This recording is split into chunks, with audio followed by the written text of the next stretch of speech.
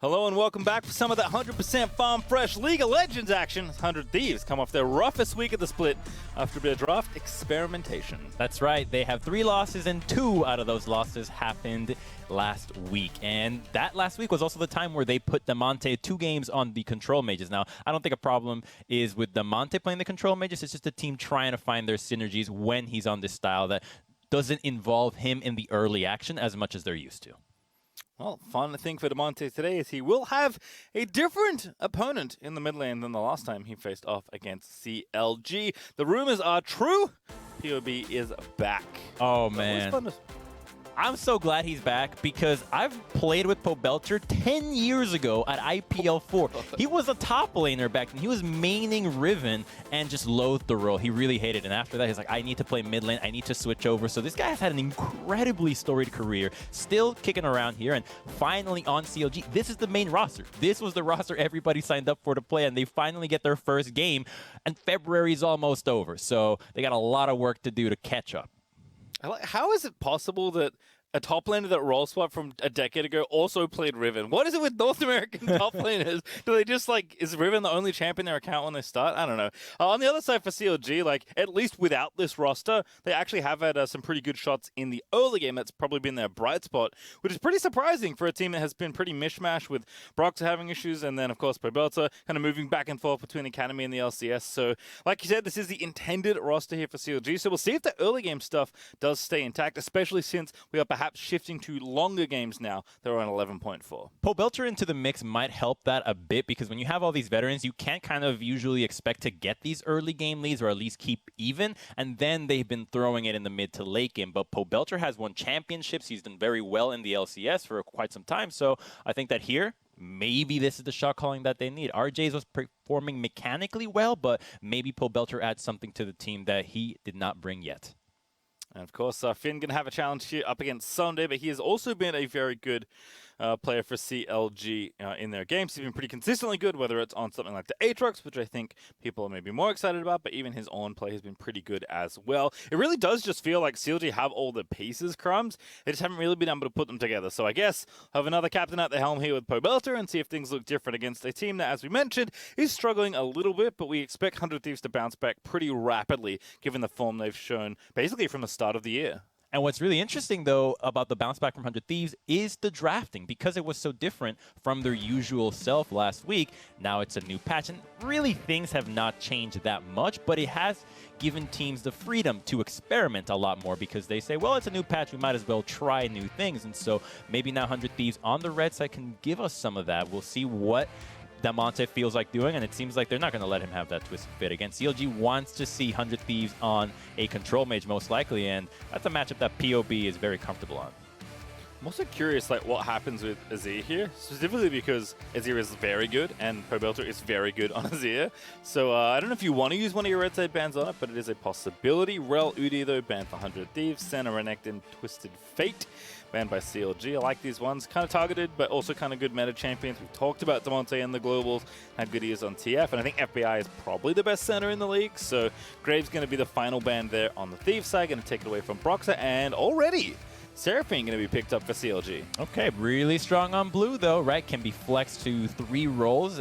It'd be kind of disappointing to see Pobelter's debut on Seraphine, but hey, if the composition demands Seraphine in the mid lane and he's willing to do it, then he's willing to do it, but he's not going to be able to pair it up with one of these physical junglers that 100 Thieves wants to take. Closer loves the Olaf. Personally, I pick him for picking Olaf on the Sleeper Fantasy app league, and if he locks us in, bam, that's already 2 locked in. Thank you very much. If you're not playing that, you can play that.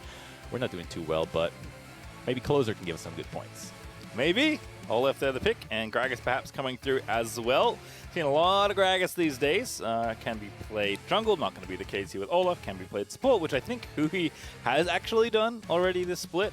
But also top lane's kind of the obvious spot, and it is going to be the selection here. So the story of weak side someday continues. Most likely is he's going to get Gragas this game. I'd be pretty happy if I see somebody on weak side playing Gragas. Now, he's really good on weak side as well, though. He's just a really good top laner, but he can crush teams when he's on carries. And so the fact that you've already locked in this Gragas makes me pretty hopeful that the top lane matchup isn't going to be the place where the game gets blown wide open. And it's going to come down to team fights, which is what you can usually infer when somebody first picks Seraphine. All right, well, there is the Azir that we expected. So no Seraphine Pro Belter for you. Almost feels like it's going to be Smoothie's champion at this point, given that Total has actually been pretty good, and this is the kind of meta he can excel in. He's pretty legendary on champions like Tristana and Jinx, been playing for a very long time, and certainly has lots of highlights on those champions, and if they're back in the meta, Total certainly can feel like he can go back to those pretty easily. So we'll see what happens, but Kai'Sa's still one of the best marksmen in the game, despite being very different from those other two champions I mentioned, so Total's going to take that one here instead, which does mean it will in fact be Smoothie playing Seraphine this game. Really curious to see how CLG round out this comp, because it feels like you've got 3 really powerful picks. All 3 of these have been first picked in the league constantly, and they're really powerful together as well. So I want to see what kind of CC they pair this up. Picks like Skarner could be really useful here, right? Just a lot of crowd control. You need a lot of tankiness. You already have most of the damage that you need. You've got good sustain, but now it's about making sure that these fights allow the damage dealers to do their job, because you're already up against a lot of disruption on the side of 100 Thieves, and if you don't have enough peel, Azir and Kai'Sa are just fodder. Yeah, expecting tanks though here for Finn, so going to ban away Sion. We'll see if they want to ban away Ornn as well, which he has already played, I think, 2 times this year for CLG. Jinx still going to get banned away. This was the other thing I was curious about, because what 100 Thieves have done here, setting up this draft, is that they're giving themselves, like, leaving the door open to flex Gragas to support, and FBI and Hui are so good in the 2v2, very aggressive, I think, despite like whatever combination of champions they get. So you're kind of being like, CLG, do you think we're going to play aggressively into your Kai'Sa or try and outscale you? Because they know in the 2v2 they're going to bring the heat. So curious to see how 100 Thieves finish off this comp, because I actually think they've done a really good job of getting to this point and kind of forcing CLG to think really hard, probably harder than they want to think, about what to do against the upcoming 100 Thieves bottom lane. They're going to first pick their AD right now. You already see the Kai'Sa first pick on the second rotation, and that's when CLG will have to really make sure that they have the confidence in their bottom lane, because Hui will have that counter pick. They're essentially counter picking the CLG bottom lane entirely, and this was one of the lanes from one of the best teams in the lock-in tournament that was just constantly finding tower dives. They were relentless in murdering the bot lane, so you're giving them counter pick. They're on red side. This could be very dangerous for the CLG bottom lane if they're not used to, well, what will be Aphelios, and honestly probably will just be Peel, and I think it's going to be the support Thresh top, or sorry, the Gragas top. You're just not picking Aphelios without a Thresh here, Pastry. Yeah, it feels like Thresh is the obvious answer, but still, again, gives them more than enough power in the 2v2, especially if the hook finds Seraphine early in the lane. She is very squishy if you're able to burst her down. So it looks like CLG are going to answer with Nah. It's been a pretty popular blind pick in general, and Finn going to feel pretty comfy here, especially if he's going to assume that it will be Gragas, but I don't even know if like somebody wanted to counter pick here, given that they already banned Aurelia. I think probably setting up for this pick. You're not really afraid of what somebody's going to pick here, and again, you're not expecting him to counter pick you anyway. So we'll see how CLG finish off the draft here. They'll need a jungler, if my brain is working properly. Graves has been the most common try for Broxah, but is banned away, so going to be Jarvan. Wow, okay, that is the crowd control that I wanted, right? That's the setup. Now you actually have Gnar ultimate with Cataclysm. That's a pretty spicy one if they can pull it off, but there's also the Azir wall, so you actually have 2 ways to combo with the Gnar. You usually only see one, so Finn has been good on carries. Maybe they have some good synergy. Hard to expect that from a team that has been just together right now. And look at that Pastry. We called it from a mile away. You called it, Crumbs. You called it. We are casting it. We're a part of this. All right. Well, the Prophet Crumbs strikes again. 100 Thieves are sticking to kind of what they know, which I think has maybe been one of the few criticisms I'll levy at them. They are very consistent in how they play. They somehow always find dives in the bottom lane. The bottom lane's super good. Everyone's been performing at a really high level. But I do feel like, especially as the game is shifting on, you can maybe start to figure out 100 Thieves drafts a little faster than the teams were back in the early days. And if things shift very far in one other direction, if the metagame really solidifies on this patch or upcoming patches, I'm curious to see how the Thieves adapt, because I'm sure they can. But I know in general, and looking at this draft, it kind of speaks to me in the same way. 100 Thieves just love playing the champions they're comfortable on because I think they're more interested in executing on their style rather than trying to necessarily like super quickly adapt to the patch and find wins that way. And that's totally fine. That's a very valid strategy. Just something to note as we, carry on through the remaining weeks of the LCS regular season and into the playoffs. I'm curious to see kind of how 100 Thieves and the drafting and picks evolve in general. Because really, again, what's the most common criticism of 100 Thieves? Why is Damonte not playing a global? He's good at other champions, as it turns out, but that seems to be the thing that always comes up. So on the development of 100 Thieves, I thought Emily said something really smart, which was, why are you trying to play these control mages that are so different? Just doubled, quadruple down on the style that has worked for you, which is a very LPL thing to do. And if you remember Damonte, he was taking up after Niski, which was taking up after Doinby, which is this LPL style of very heavy pressure from the mid lane that transitions to the side lanes. And I think Zoe is the perfect pick for him. I actually love this champion for 100 Thieves. Not only will it allow you to have pressure early, you can roam to the side lanes and influence the map early, but then when you transition into the mid to late game, you can still set up the team for you as if you were a regular control mage. So I think if Damonte is good on this, I'm going to see him play way more of this, and he has a really high priority in other leagues around the globe. So let's see how good he is on this Zoe, because so far, I love it. I can tell you already, his Zoe is really good. I've remember Damonte's early Academy games when Zoe was released, and he was one of the first players to adopt the champion and absolutely carry with it. And I think he's probably not lost that skill in this champion. I also think like if Azir is going to be super popular, like first, second picked very often, I think Zoe, if you're looking to play a mage, is probably the best try against Azir in lane. It's unlikely that like anything really happens, but Zoe can be very frustrating for Azir to deal with if you think about kind of the very classic, speaking of the LPL, like mid lane matchups that used to occur was basically poke versus Azir was the way you tried to attack that champion, and Zoe kind of does that stuff pretty well also. So we'll see. Thieves definitely looking for the bounce back, as we said. CLG also looking to get on the up and up because they don't have a whole lot of room left, Crumbs. They finally found their intended starting roster as far as we know, and it's week 4, they're 1-8. They have a lot of room to grow here, and a win against Thieves would certainly look real nice for this hopefully revitalized CLG. Is who he's already getting in there on the total, but the Guardian's going to proc and minimal damage done in the end. They have to back off now. FBI's just been whacking away at this wave for so long. They're going to hit level 2, and so the Prior from 100 Thieves continues. And you're talking about how Damonte was playing in Academy, and it is just insane to think that there's so many mid laners that have actually come up from Academy that are doing this well now, because the way we frame Damonte now could be the way that we looked at players like, say, Palafox or a Blaze Olive that did start in Academy, did have some rough games at the beginning of the LCS where people maybe didn't have faith in them, and then suddenly found their way onto a team that really clicked with them, and suddenly we're like, oh my god, they're so good. Well, I think Damonte's story might be the story that a lot of other players might want to follow. I mean, if that's the power-up for this week, put all your money in Fantasy and CLG's mid laners, because both of them have come from Academy, depending on how you want to look at it. As Pavelta rejoins the team this go-around, Damonte picked up a Smite, got that minion dematerializer, so going to get the push on. Pretty hard to push against Azir generally, and you can see Pavelta trading nicely with the Comet. Does want to keep the trades pretty short up against Zoe, because you don't get a whole lot of window to really do much else. And I wonder if a dive's coming, because usually when this happens for 100 Thieves, somebody's about to get killed in the bottom lane. And already, I think Turtle and Smoothie are like, you know what?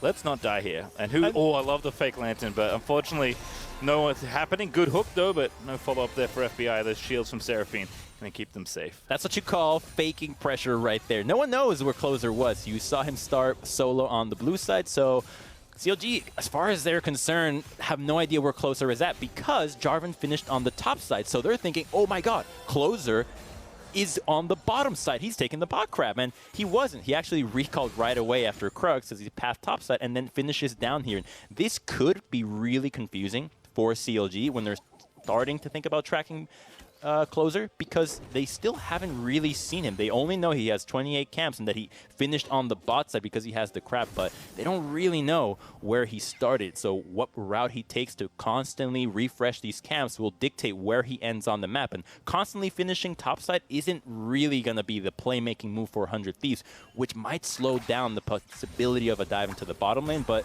regardless, we have seen many dives fail into the bottom lane, and you have double TP and the Exhaust Seraphine, which could be really risky. It's not an Alistar combo that you can just insta-pop someone.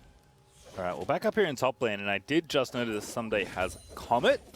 I'm guessing this is a matchup thing, but perhaps he is going to be going more into the AP side of things, which is always fun to see. I do think players often pick Gragas for his tank stats, and I want to just play him as a tank. It's certainly something that could still do that, even starting off with this for a bit of extra laning power. But I think AP Gragas definitely has its time and place still in the metagame.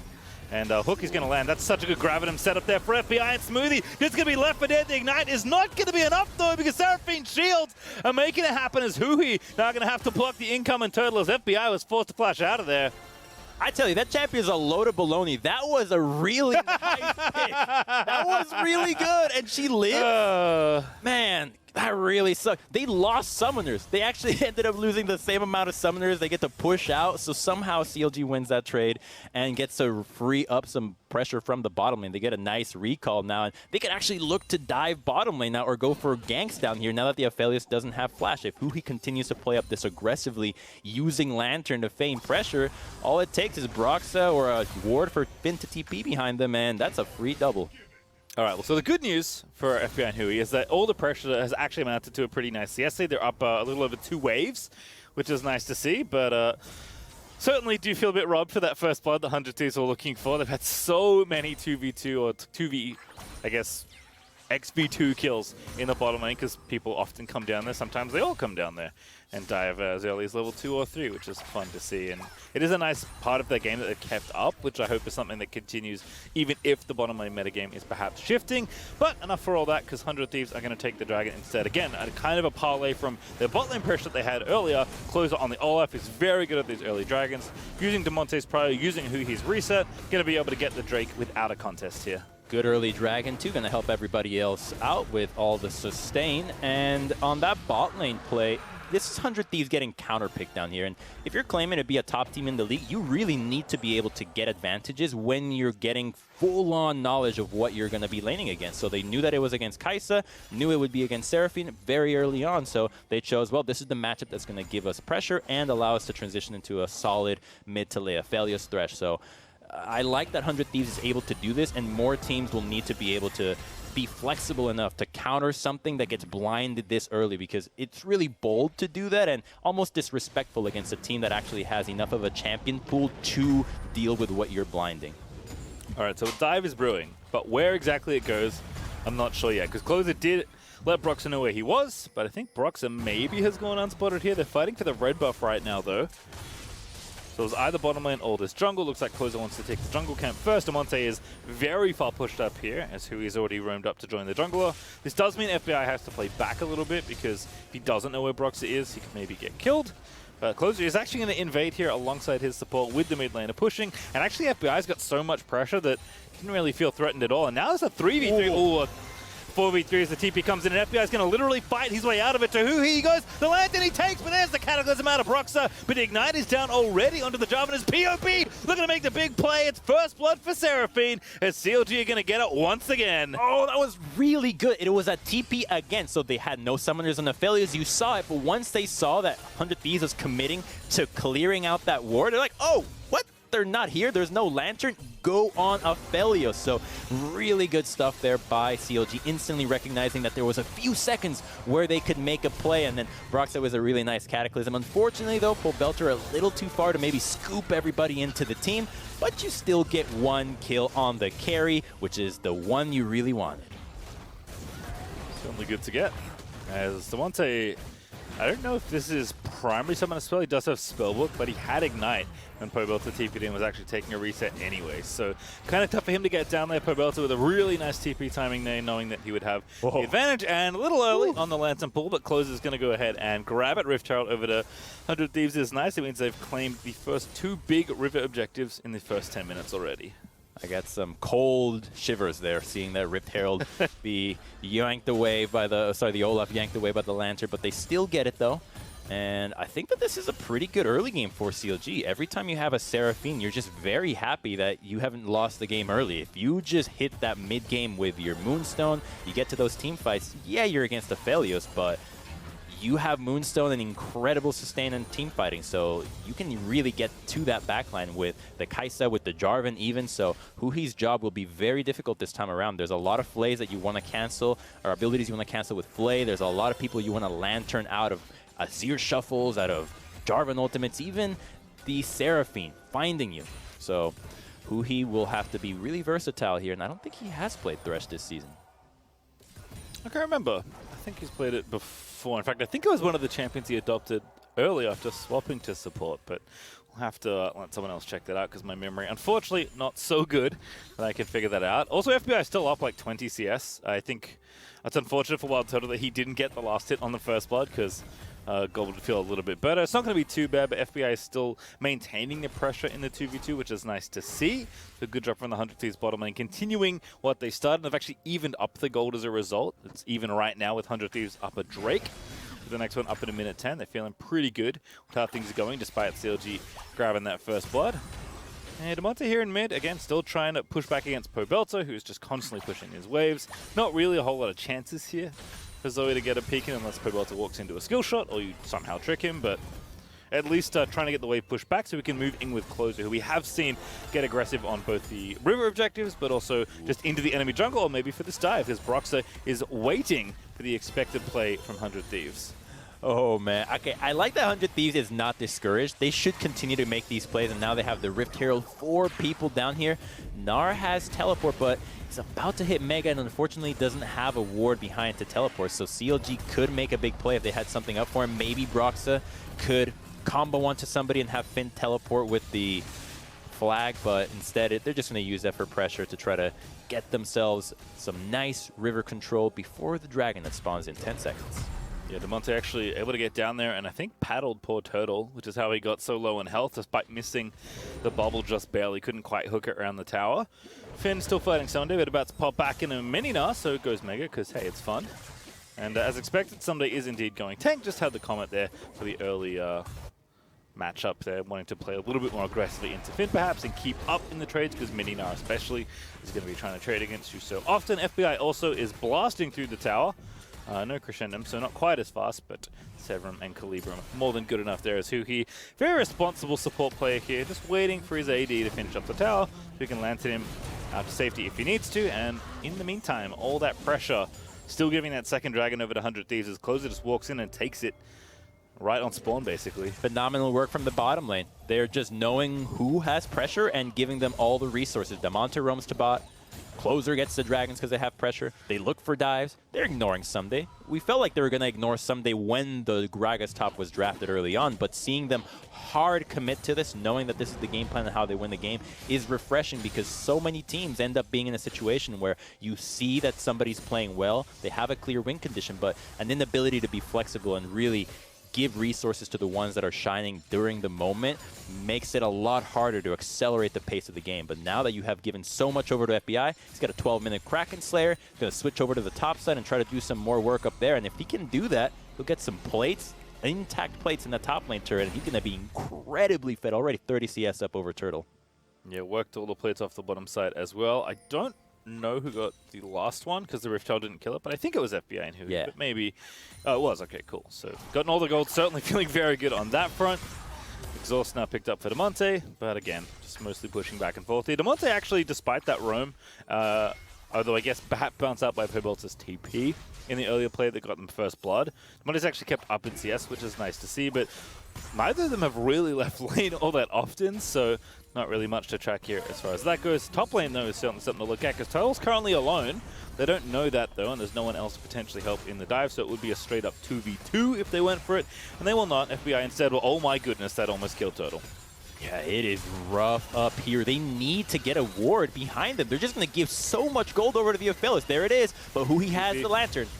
Yep, Lantern out. Finn interrupts. Great ulti there, but now going to flash out of the way. The charm does hit onto Huhi, and the stun lands onto FBI as well. So Smoothie going to pick up one, and FBI going to be felled by Nara's. Finn finds the play with that flank ward. They are fed up with this Aphelios just pushing your turret relentlessly, and finally they actually get the play. But they commit 5 people for it, so they really wanted to get FBI. And I mean, he's literally in the melee range of the turret for his white gun. But they have everybody here, and even if Closer was here, they would have still lost this fight. They were heavily outnumbered. Pobelter there just as reinforcements, has the Hemos. Like, hey, what's up, guys? I'm here in case you need me, in case 100 Thieves was going to answer with teleports themselves, but there is no response. And despite being ahead in kills, they're behind in farm, and they're really struggling on the Dragon department. But they have been proactive on making plays on the side of CLG, so hope is not lost here. They're definitely looking for how to win this game. Yeah, and this has been kind of the story of CLG. Pretty good in the early to mid game at finding plays. It's just been like when when the plays require everyone else to be on the same page, or a bit more team cohesion that maybe hasn't had a chance to really work up yet, as the roster has, again, only really been solidified, if you want to think about it that way, literally right now in this game.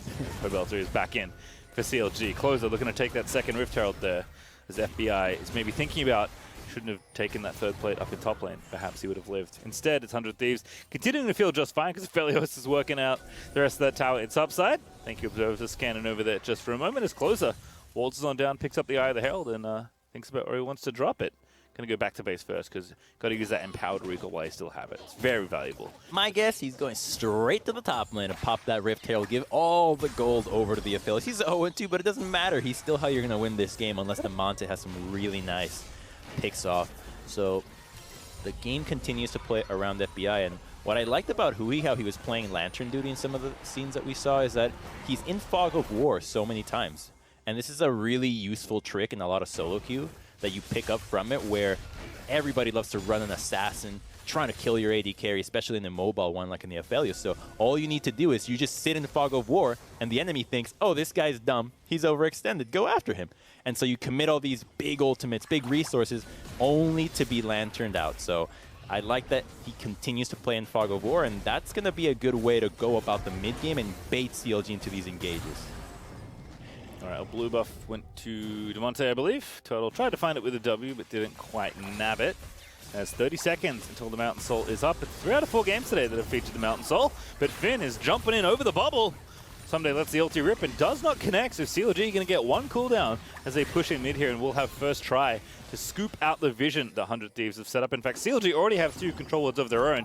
This is a lot of work for 100 Thieves to clear this out. That's a big win there. Finn jumping for an ultimate. I'll take that trade any day of the week. That's a big move for Someday. The ultimate from Gragas has been critical in so many games he has picked, and now the Rift Herald is going to be a bit of a problem though, and Finn is mega, but now 100 Thieves with the Rift Herald has control, and they're having a really hard time on the side of CLG to deal with this because it locks Pobelter into the mid lane, so 100 Thieves can now go in confident that nothing is going to happen without Pobelter being there.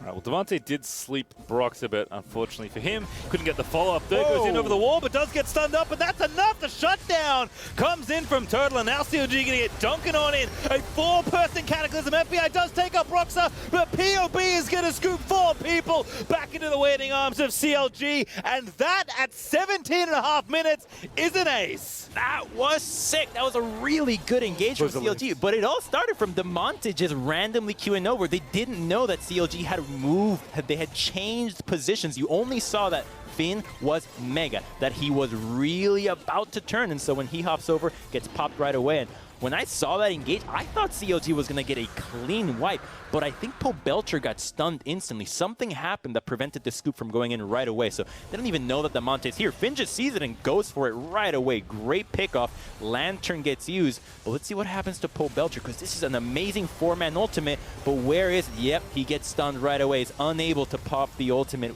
and that is why the Olaf is actually able to get a kill, stay alive, and one more auto from Kai'Sa would have actually done that deal. So great stun there to actually, from the Gragas, I believe, to keep Pobelter from comboing instantly and having a clean 5-for-0. Did miscount. It was not an ace, unfortunately, but still very high fee. An ultimate worth an ace between Broxer and Pobelter, and they didn't get it. I like the hype. I got hype. Look, it's coming. It might as well have been an ace. Let's put it that way. 2k up still for 100 Thieves. They're going to take a 3rd tower here as they are not done applying the pressure despite CLG finding such a good fight around the Dragon and getting the Drake for themselves, which is important. Still down 2,000 gold here to 100 Thieves, who are just taking towers left, right, and center as they clear the outer ring. Gravitum flying in on Pobelter, but no follow-up there.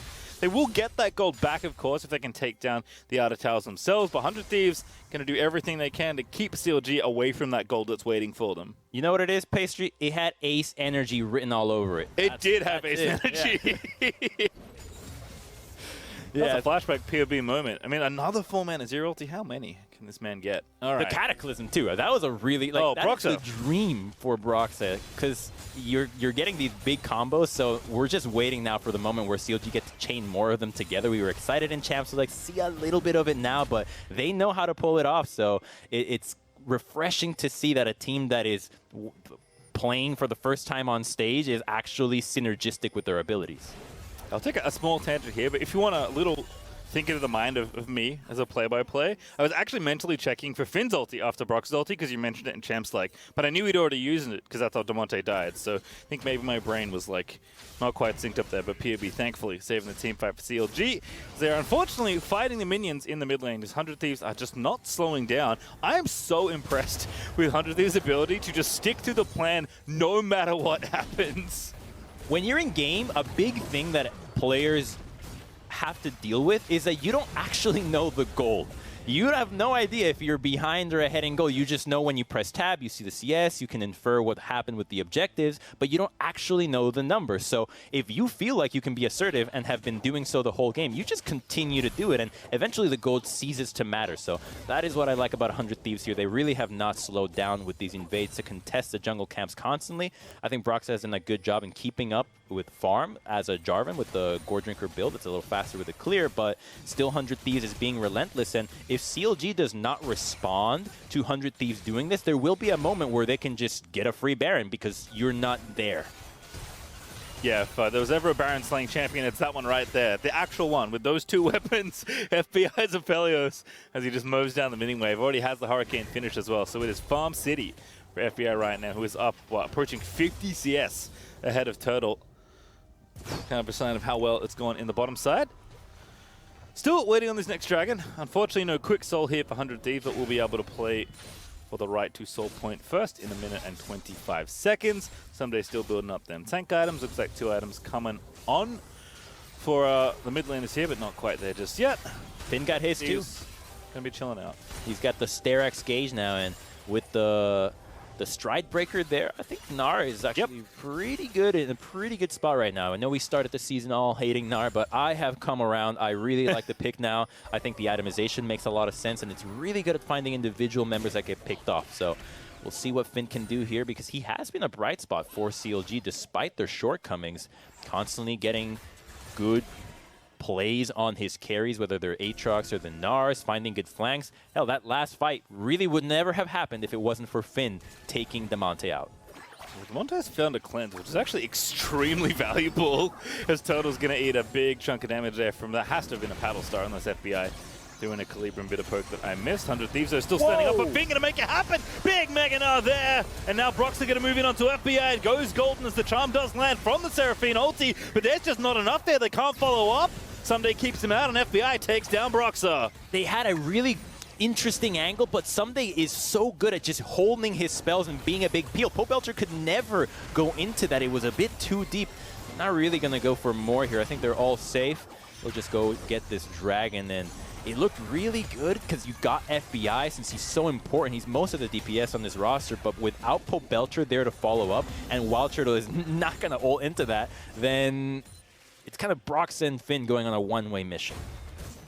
All right, well, Closer going to finish off the dragon. Does have Smite. Finn, though, can he race the dragon to killing this Olaf? TP going to come in instead. Finn actually does so much damage with those Gnar procs, but here comes Someday going to keep him out and going to keep his jungler safe.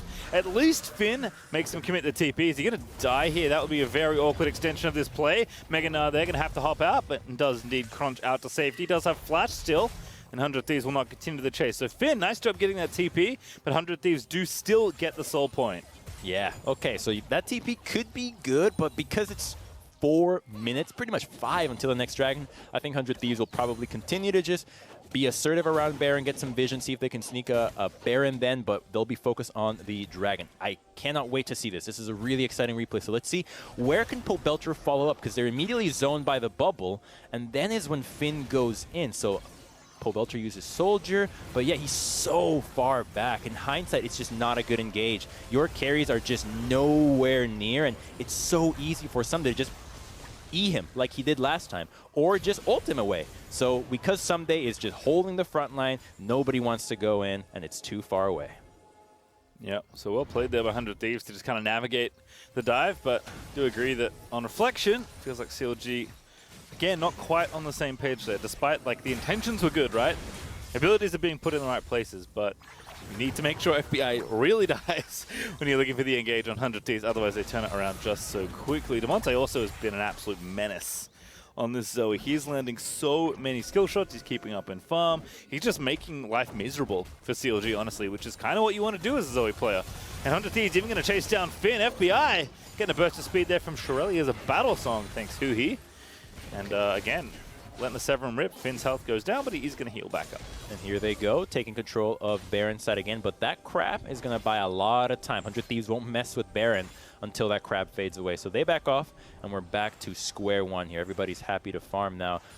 3 minutes on this next dragon fight, and I think a big problem with that last engage was that Broxa did lose his stopwatch. It would have been really good to have a stopwatch for these later engages, and now that it's not there, he's just gonna die when he goes in. This Aphelios is way too fed, and he also has a stopwatch, so to combo onto him or the Zoe will not be as easy as it was last time around. So I need to see what Broxa does with this Jarvan. It's a pick that I think has been somewhat of a signature for him in his previous years, but it's not too meta right now.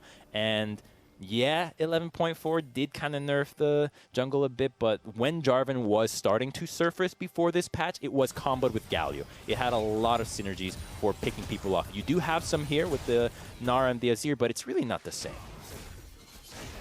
No, and I think CLG just like, again, the level of execution required to find those really good fights that do win you team fights decisively, maybe a bit more difficult than something like, hey, Camille Galio or even Jarvan Galio, like you said. Demonte, though, is someone I want to continue to highlight, not just because I think he's playing really well on Zoe, which isn't a surprise to me, but because he has Horizon Focus, which is dope, Crumbs. This item is so sick. It got buffed, I think, the patch before this one, and I didn't really see anyone picking it up, and I thought, like, it's good on stuff like Syndra, you know, it's good on, like, control mages in general, but it might actually be at its best on Zoe. I mean, if it stacks with the I'm assuming it stacks with the Paddle Star increased damage with distance, which would be insane, right? So it stacks in some way. I don't know exactly how that works out, but you do more damage when you hit them from far away if they're CC. And so yeah, it just makes your natural combo better. So I'm just going to read it out for those out there that don't know this, because this is a rare one. It is 3,000 gold, 115 AP, dealing damage to somebody 700 units away with a non-targeted spell. Deals 10% more damage, but here we get the beginnings of a fight once again into the mid lane, and nothing happens but poke. Oh, that would work then, if it's worded that way. Because, yeah, Paddle Star does more damage based on distance traveled, so it would just be 10% of whatever that was if it's a flat percentage increase. We'll have to get Charlie in here at some point. He can check the math, but I like it. I like that players are looking at more items. I'm sad we haven't seen any Cosmic Drives today. Actually, we saw one. I take that back. Battle Song popped here as FBI is ready with the big guns. But Crescendo not going to find any targets as CLG and 100 Thieves. I really just kind of getting mid-prior for a minute because they're waiting on this dragon. And it might look kind of silly. We're talking about Horizon Focus, we're having a bit of fun, but it is very important that this dragon is looked at here. CLG going to try and feint over towards the Baron side to see if they can't distract 100 Thieves from the objective they know they want. Ooh, okay, just randomly doing this. Bold, they hadn't really cleared all the vision, but now 100 Thieves is in a bit of a pickle, because do you want to go back to the dragon? CLG is already at the Baron side. If you leave, they will not hesitate to start it, so they leave a few wards, and CLG hasn't really cleared them out, so they return back to the middle lane, knowing that, all right, you called our bluff. We really weren't going to do it. We were just trying to get your attention, and you're going back to the dragon, and here we are again. Pobelter with TP. Will he use it to join the fight? Yes.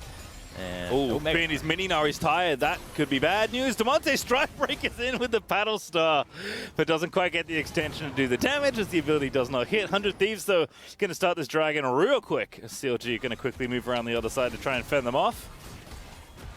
Finn is not here. He's trying to get Mega from Krugs, but he's so far away. We really need to see these spells comboed together. Pobelter is near. He's revealed himself, and Finn is on the way now. Let's see what happens since Aphelios is all the way by himself trying a lifesteal. Nobody knows yet.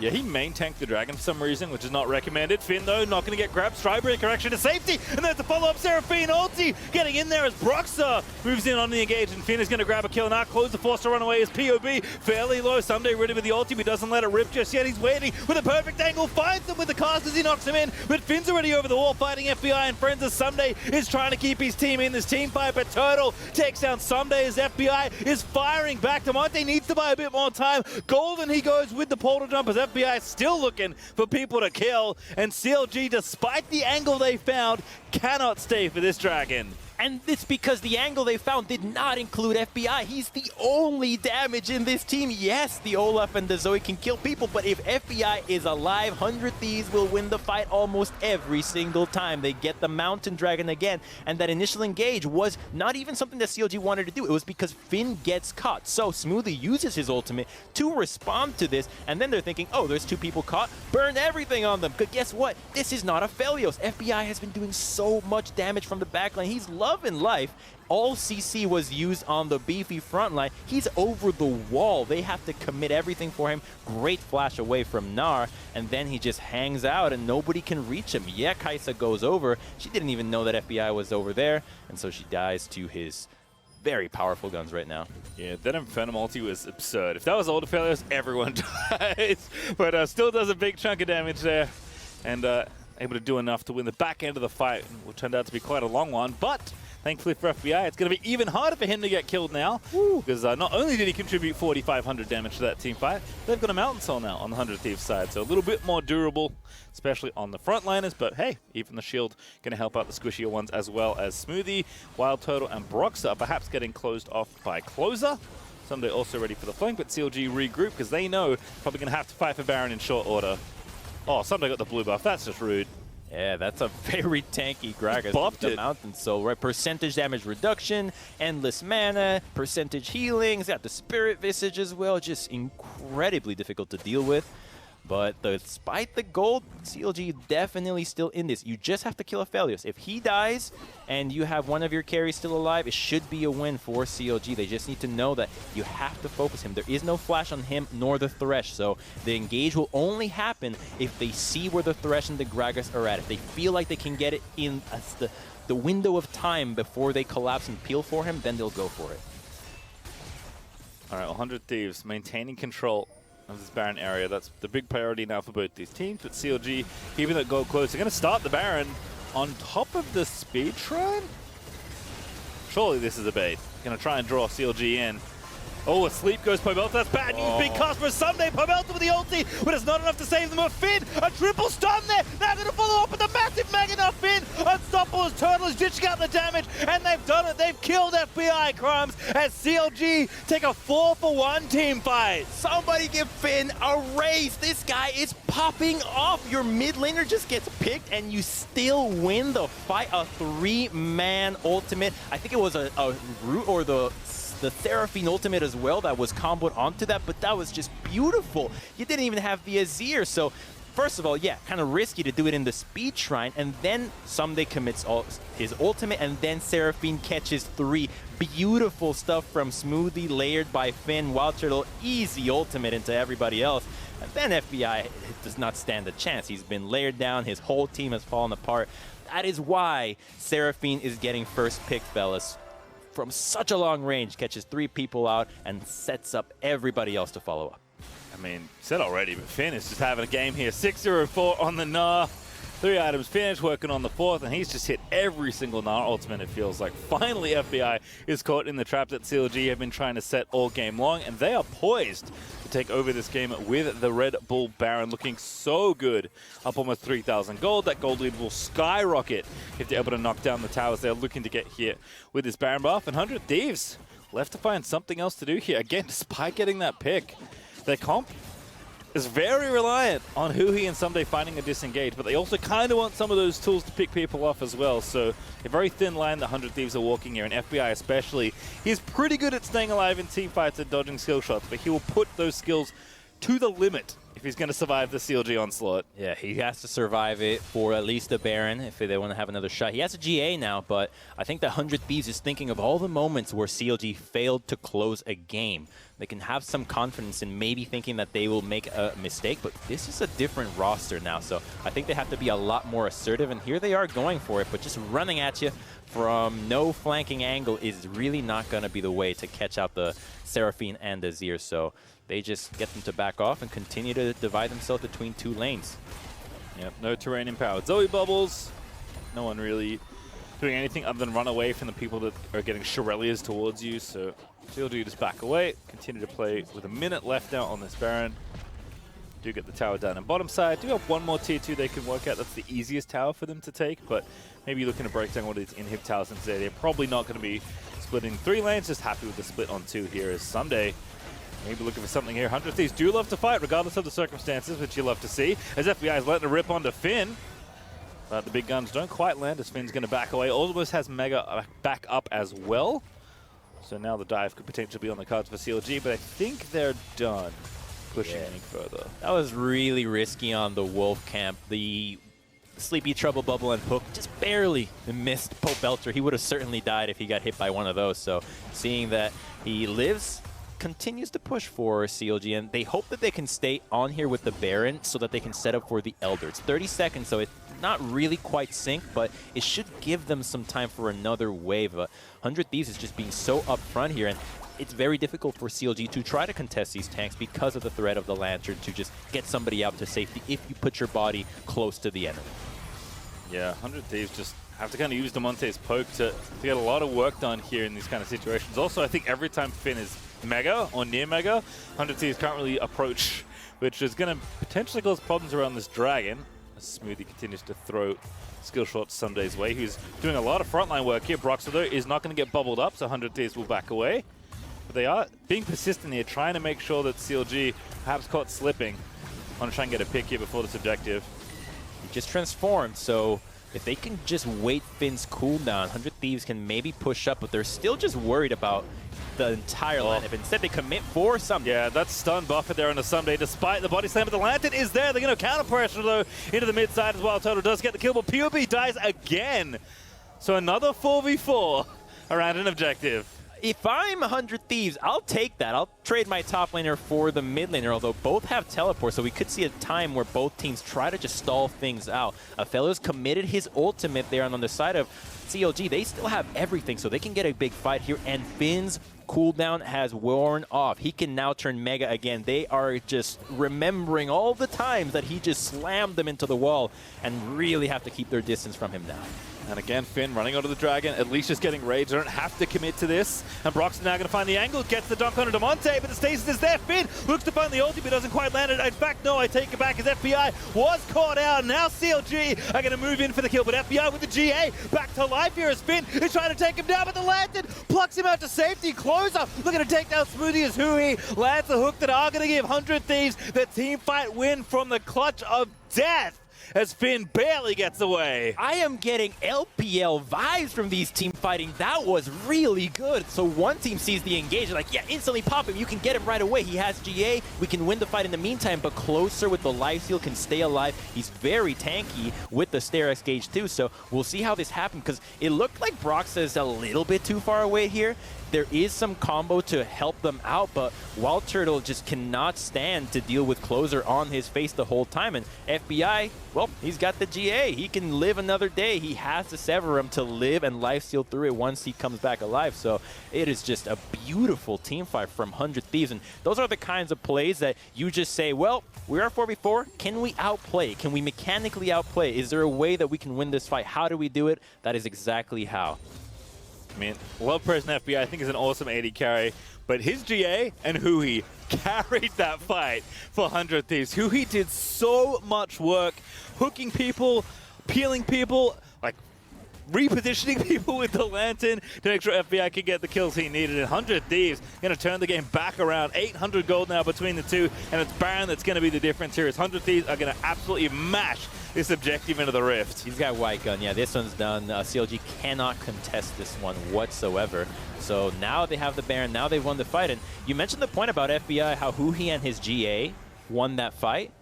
This is an excellent example where intelligent itemization can just win you fights. When you know that you are just being so hard focused, when you lose the fight, if you die, well, just buy the thing that gives you 2 lives.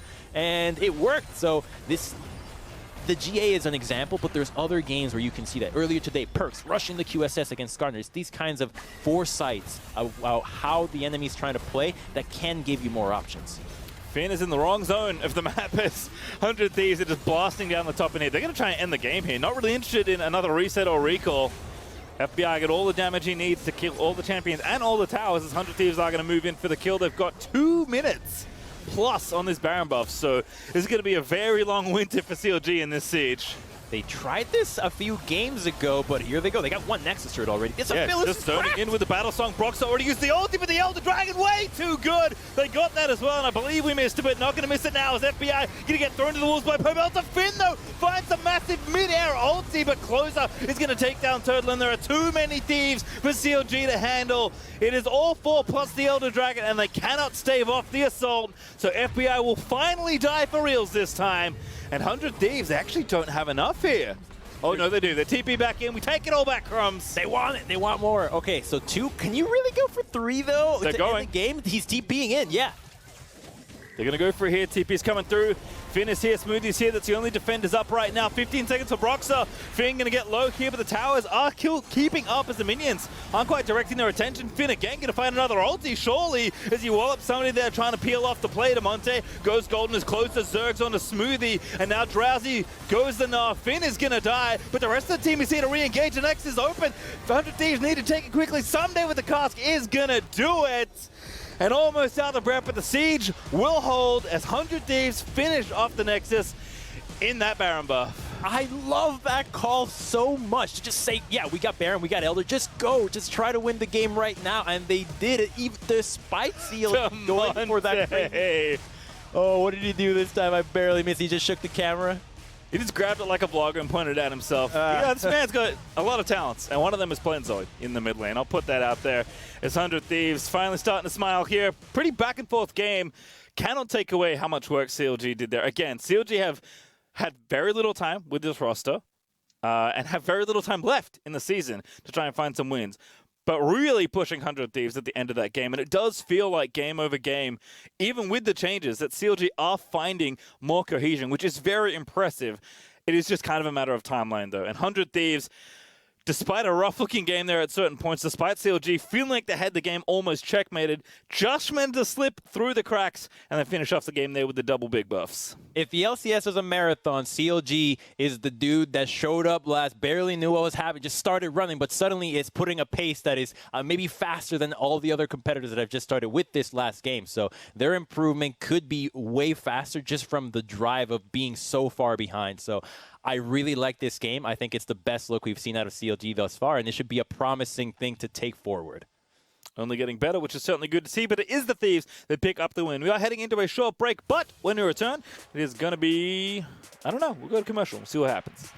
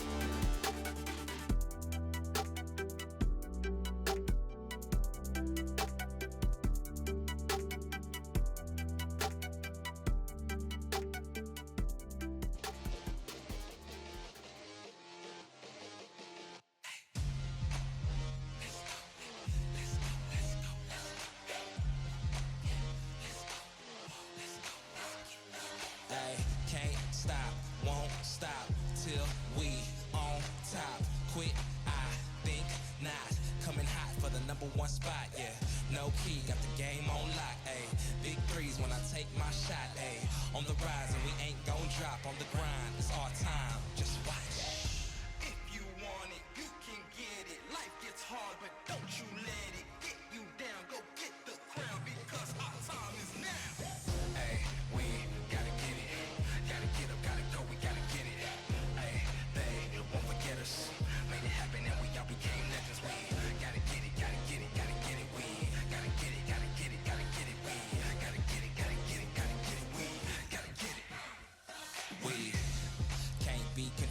when we leave the game, my name will remain. We don't need the fame, you can keep this chain. We broke free so things won't be the same. Nah, on the mission, gotta get it, let's work. We were raised on the net, I'm raising my net worth. But it ain't about the money, nah, it ain't about the cause. All that matters is the world knows who we are.